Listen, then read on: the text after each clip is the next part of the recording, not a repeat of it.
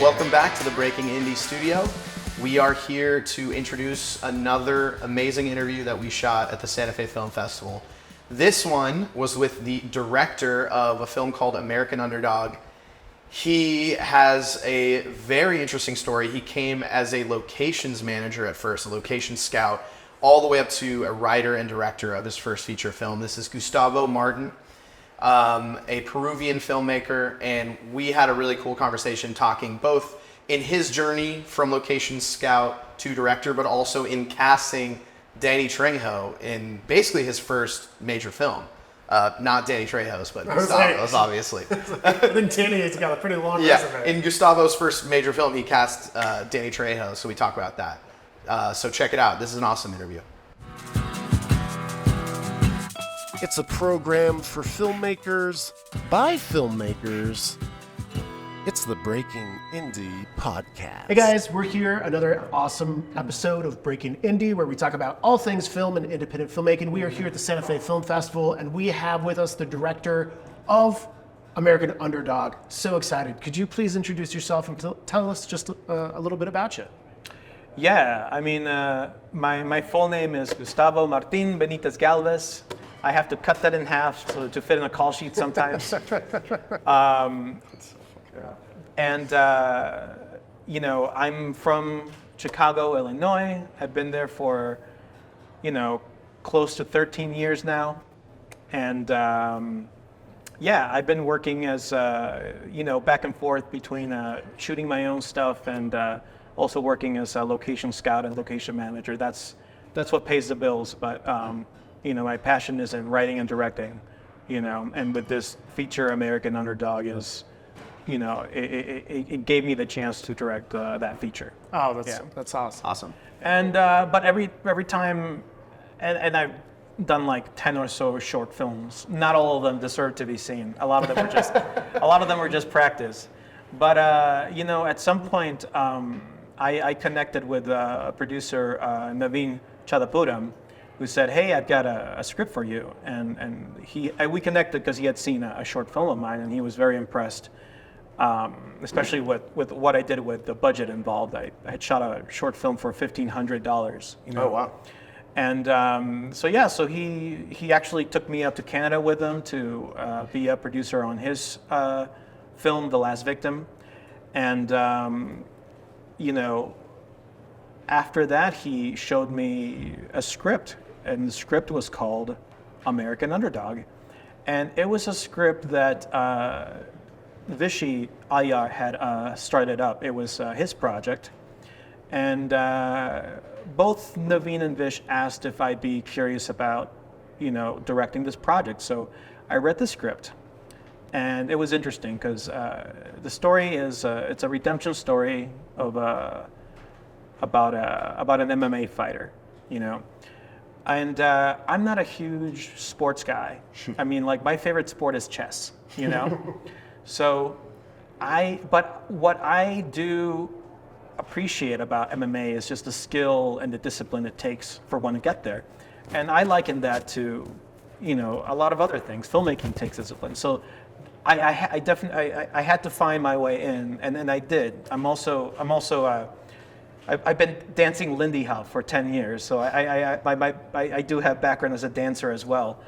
And, that is also something that takes a lot of skill, a lot of physicality. You have to diet sometimes for it, though I've never done a competition. But,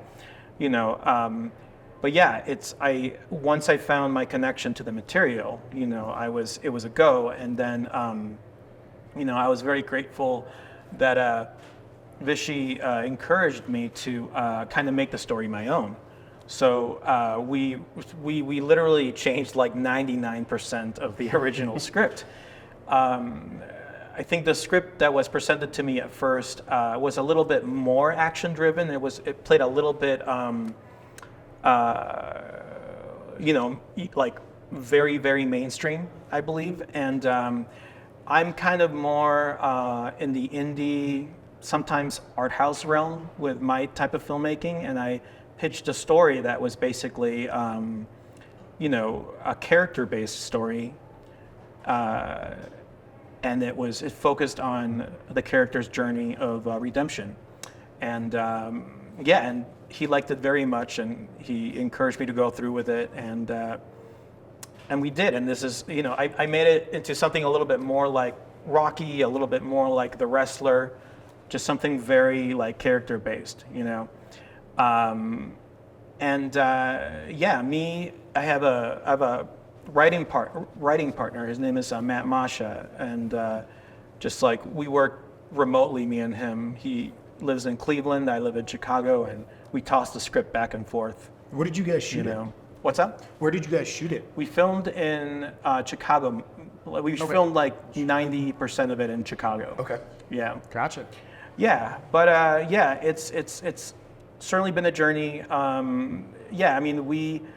We had the script more or less ready for years, and then it wasn't until Danny Trejo got involved that really got like gears turning. Usually how it goes.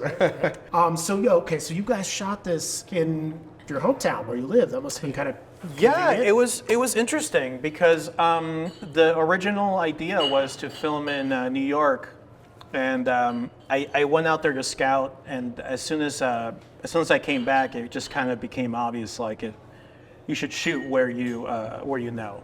Which I gotta ask then, with your background in locations, how does that background help inform you as a director? Like when you do those, like I imagine you kind of come with a certain kind of eye for it. Do you feel like that gave you an advantage when you were picking the place to shoot? Absolutely. As a locational scout, you kind of, it's an interesting job because you have to sometimes sell a location. I mean, like you read a script, Correct. The location manager tells you what to scout for, and then when you take photos, what you have in mind is, I need to shoot this so that the director understands how this location can work for his shots. And I felt that was a really great skill for me to develop because it was very much tied in with my directing skill sets. Because I am, when I land on a location and I'm taking photos, I'm taking them for the director, And in preparation for this film, I had like a Rolodex of locations that I already had. So me and I had some location colleagues, and we all just started scouting, and we just pulled up a bunch of locations. And, I think we wound up saving the production a lot of money, whereas, any other film would have had to reach out to a locations team, but they were my people, it was just my co-producers, Mark Leja, Maya Mimicevic, both of them have worked with me in locations before, and I knew instantly when we went out of the gate to start making this, we were all over it, just finding locations and digging them up. We pulled the locations pretty quickly. Yeah, I mean, getting locations is one of the biggest parts of any shoot, especially for independent filmmaking. Yeah. You know what I mean? Because that's where, in many cases, in the early stages, I mean, that's where a lot of your money gets spent. Absolutely. So to have that, I mean, also, I feel like it's almost a luxury to have that skill because many directors see the photos, but I know personally, you wish you could be on the location. Right. Yeah. And so as soon as the shoot is coming, on the day, you're already ready to go. Absolutely. I mean, you have storyboards, but you know exactly what this space is like. Yeah. So. Yeah, it goes back to how Spielberg says he likes to arrive on set early just to get a feel for it and to just know what is what and where he's and he needs to do that alone, which I can totally relate to that. Right. Yeah. This is my space. Absolutely. But that's awesome though. I mean, not to necessarily say you quote unquote started as a location scout, but doing both simultaneously. Directing doesn't necessarily have as clear of a career trajectory. I mean, everybody can come from different elements of the filmmaking process. Right. So, I mean, I say it's always an amazing, invaluable experience when you have some level of knowledge of being on set. So that's awesome. Yeah. So, talk to me a little bit about, speaking of starting as a location manager or whatnot, talk to me a little bit about the early stages for you. When you knew this is what you wanted to do, what prompted you, where did you go, how did you really hit the ground running in a sense? Yeah, like inspiration as a child, or are you talking about a little bit, maybe that too, but basically right before you really just started to get work? Like what prompted your just, send off, if you will? Oh man, I think that it all happened within a couple of years between the age of 13 and 17. And within those 3 or 4 years, I watched 3 films. It was Evil Dead, Clerks, and El Mariachi. And those 3 Way to bring it films. full circle. Yeah. I know.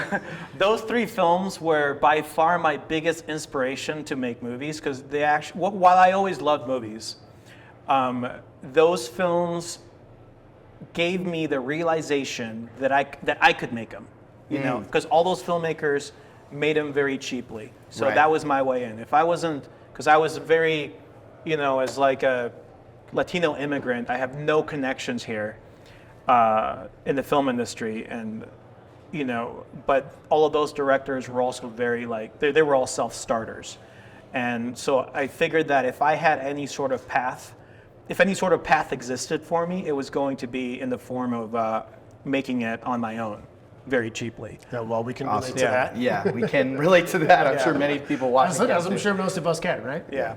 So that's where my start was. A lot of it was just inspiration, and my first set of movies I don't think were of high quality, but it was certainly very valuable to just get a lot of practice in when I was very young. That's where we start, right?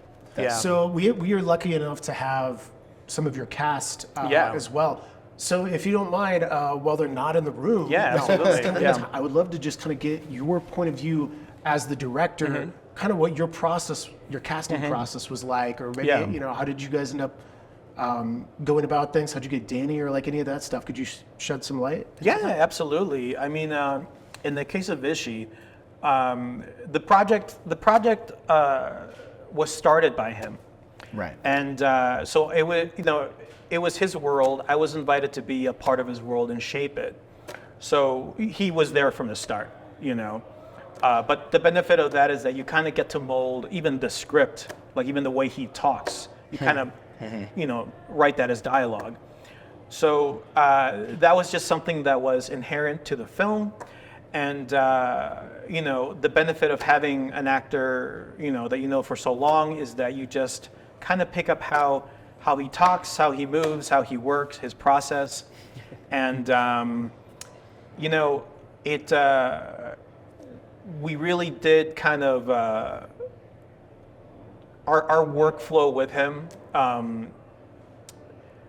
was based around just like our personal kind of relationship. Which is the best, honestly. Yeah. And I kind of saw him as more than an actor. He was generating a lot of ideas. He would check off on ideas. He would suggest ideas. So I didn't, so it was then a process of me focusing more on the rest of the cast, Right. Yeah. And then I would say, how Danny came about, I was more or less given like a wish list, of people. And, and they're like, who do you want? I'm like, Danny Trejo, Of course. I mean, there were a couple other choices that were in different directions, but at some point somebody was like, he was the top of the list. Well, yeah, when there was, he was one of the people who was on top of the list. And then when we were thinking like, well, it should be a person of color, he was the top of my list. Yeah, sure. But yeah, it was as simple as an offer was sent to him and he was interested, Cool. And it is to the credit of our producer, Christy, who was just, I think her, because she comes from a talent management experience, that's her background, she just kind of has a way of reading agents, reading people, just kind of knowing when to strike. And we had a general time frame in which, we were making offers, but she just kind of like zoned in and like, that's when we're asking him. And then he said yes, and then the movie started going. And then, like suddenly everybody was interested in working on it. I'm sure. Right? I mean, that makes all the difference. Yeah. Yeah, absolutely. Yeah, and that's how Danny came about, and then that started kind of like this the domino effect. Because it's like, okay, now that we have Danny, let's look at Veronica Falcón. Sure. And because then potentially I had two Mexican actors on my roster. So while the film was definitely at first coming from a very strong Indian kind of background, because of me and the talent that I was looking at, we began to have this kind of beautiful Indian Latino kind of mix. Cool. Yeah, that is something I noticed. Looking up just at the Yeah. IMDb, you know, looking at the cast and looking at the diversity at it, it was really cool. And then I mean, first Danny, when I met up with him, he said that one of the reasons he picked the project was because he wanted to support a young Latino filmmaker. And then when I talked to Veronica, she said, well, I want to support a young Latino filmmaker, and then I've never worked with Danny, so I signed on immediately. So it was absolutely like a domino effect of people just wanting to work with each other. Cool. You know? And is this the like your guys' world premiere? Or This is the world premiered premiere already, of the right? movie. Yeah. Yeah. So exciting. Yeah. So excited to have you guys doing this here. Yeah, That's absolutely. fantastic. No, we're happy to be here. It's a cool locale. Awesome. Yeah. Gets me out of Chicago. Well, what too. do you think is your next step past this? The next step? Yeah. I'm actually for the movie or for myself? No, for your personal career. You know, I'm doing two things right now. The process is I kind of have like a two-pronged approach right now. I am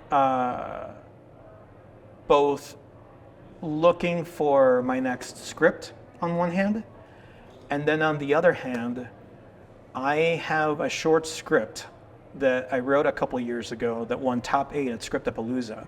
Oh, wow. That's And, awesome. and now that my journey with Underdog is concluding, that's the movie I want to pursue. It's just a short film, but it's just something that's very much, very dear to my heart. It's about like a Peruvian immigrant trying to balance his passion with his job in Chicago, and while I've just made a feature, and certainly that's the next natural step is to make another feature. Right. I see a lot of value in doing short films because it's a place to kind of reset yourself a little bit, and then also it's still a way to like experiment a certain direction. Yeah. I love that. And I see a lot of possibilities. It's a kind of short film that I think I can get into like the Cannes Film Festival or South by Southwest. Sure. Cool. I just think that I just have this feeling in me. I have to make this. Yeah. Amazing. I mean, that's what we want. That's what we need, and that's the compass that we need to follow as filmmakers, really. Yeah. Especially, like you're saying, I could make another feature, but this story needs to be told. And short films kind of, I agree, are like almost like a sandbox in a way. It's like much more on a micro scale, so you don't have to worry as much about these like larger issues. And it's a nice way to just kind of,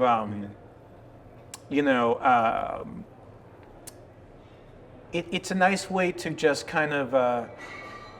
It's like a breath of fresh air to like, because I've been working on this movie for 4 years. Right. And so I'm ripe to just start on, the next project, Yeah. And while I find this next perfect script for me, it's nice to also just be, it gives me a chance to like continue the flow, like, because the thing about directing is that you only get to direct a small percentage of your time. Most of the time you're casting, you're rehearsing, you're writing, you're editing, but a very small percentage of your time is actually dedicated towards actually directing actors on set. Yeah. So the more I can do to keep myself practiced in between features, the better. Wonderfully said. Well, That's great advice. we are so honored to have you here. Yeah. We are going to be at your premiere tonight. So excited about this. And guys, American Underdog, please check it out. And thank you again so much. Thank you so Thanks much so for your much. time, man. Appreciate it. Well, thank you guys for watching. Again, this is the Breaking Indie podcast. You know all the things, the likes, the subscribes, whatever, all that shit. More importantly, if you learned something, talk about it. Leave it in the comments below, or maybe you can share with us some of the things you'd like to learn more about, because we want to conduct more of these interviews, and we can't do it without your support. Or just troll us. I mean, you can just leave hateful comments. Yeah, we'll delete them, but I'll read them. No, we won't. We'll see. Well, it depends on how hateful they are. But All right, well, try it out. Let's see where we go.